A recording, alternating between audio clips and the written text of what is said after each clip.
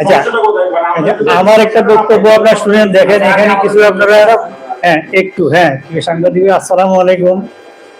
আমি একজন ভুক্তভোগী গ্লোবাল ইসলামী ব্যাংক এবং ইউনিয়ন ব্যাংকে আমার আমানত আছে। সেখানে আমি মোটামুটি আমি আগে চাকরি করতাম, রিটায়ারমেন্টে আছি।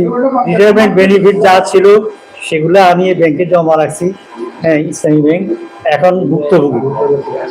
আমি আপনাদের দৃষ্টি আকর্ষণ করছি, দুর্দশাগ্রস্ত সংকটাপন্ন 5 ইসলামী ব্যাংক একীভূত করে সম্মিলিত ইসলামী ব্যাংক